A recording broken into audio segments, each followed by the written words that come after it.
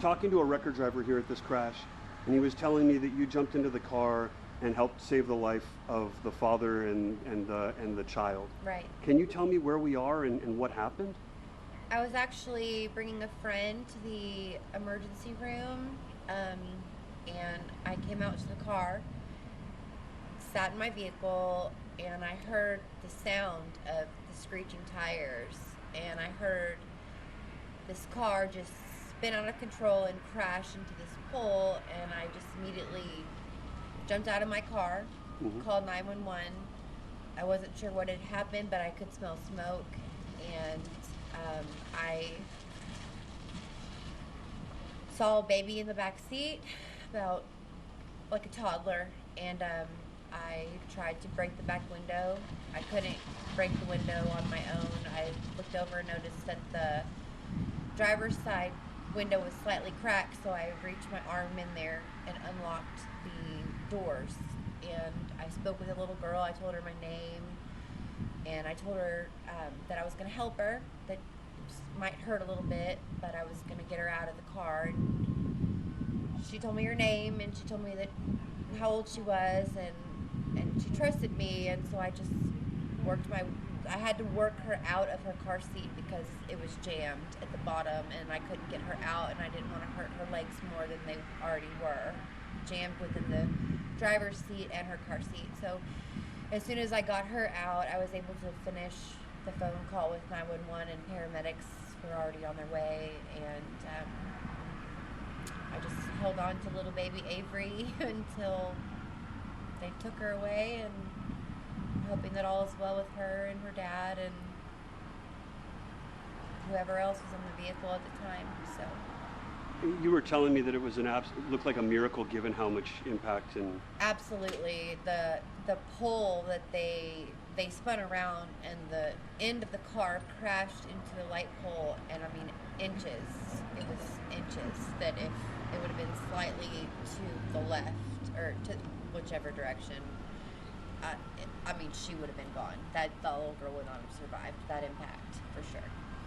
So it was very, very fortunate. I mean, given the circumstances, that she survived because her car seat just barely missed the back of that pole. So, Marvin, you got any questions for him? So yeah, no second thoughts about risking your life to jump in there and save these people? no, I don't even know. I mean, I heard the noise, I heard the sound, I saw the impact. I was on the phone with a friend, and I just got off. I said, I gotta go. And I dialed 911 through my cell phone on the pavement, and I picked something up off the ground and tried to bust the window open, and it's a lot harder than it looks. And so I looked around, and I noticed that the passenger, or the driver's side window was slightly cracked, and I just put my arm in there, unlocked it, and the back door was jammed, but I just kept pulling, and it finally opened.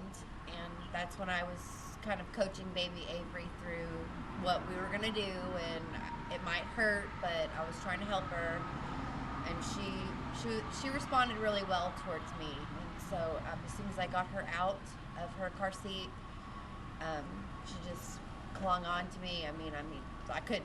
She wrapped her arms around my neck so tight I couldn't even hardly breathe. It was that was rewarding for me, that she felt safe as a stranger, that she knew something was wrong, and I was able to help her in that moment.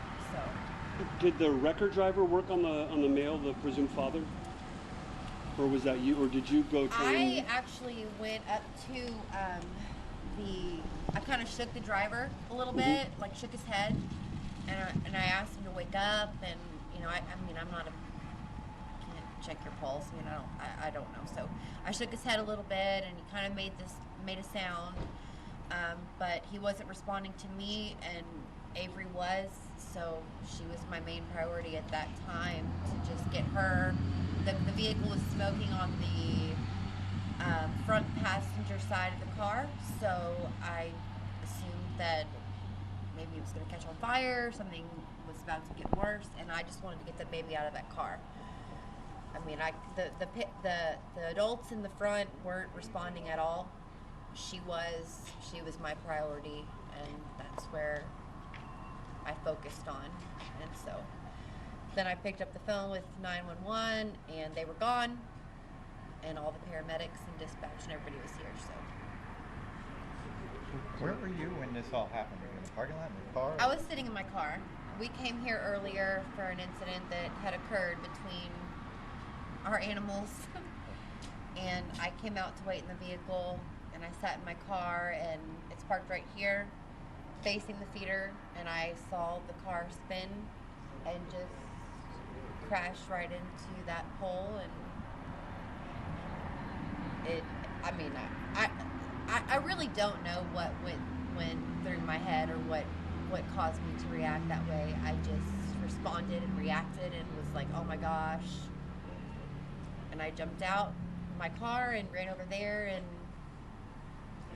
I couldn't really get much out of the drivers and the driver and the passenger, and Avery was crying, and she told me her name. She told me she was 3, and I just kind of coached her through, letting her know that I was gonna hurt her, but I wasn't trying to hurt her. I was trying to help her, and she understood that. So it meant a lot. And then she just held on to me until the paramedics took her. So you'd want somebody to do the same for you if you were in an accident? Absolutely. If I were a driver of a vehicle, regardless of the circumstances, or regardless of what actually happened in that car tonight, if that were my child and somebody did that for me, I would forever be grateful, and I would love to be able to reconnect again and see Avery after everything is settled. And she was scared, and she just needed somebody to hold her and love her, and I'm happy to be the one that was able to do that for her. I am.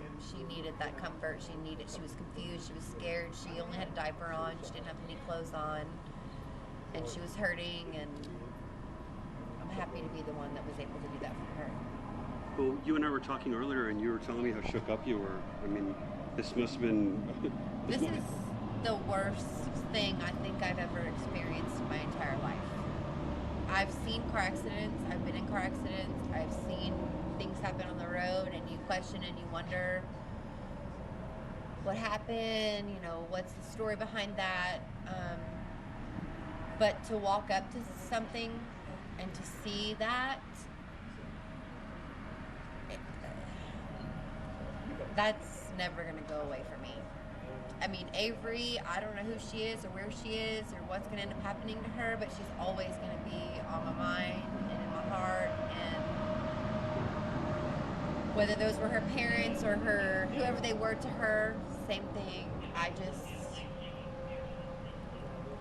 like I said, it was a blur. I just responded, and I just reacted, and I did what I would want someone to do for me or for my child or my family. It was very intense to see the whole thing happen and to hear it and to watch it. It's very intense. So like I said, I just hope I can reconnect with Avery at some point and just get to know her and see her in a better state, who she is as a child, clothed and happy and having fun, and not in such a traumatic situation. So Well, thanks for jumping in there and helping. Can I get your name?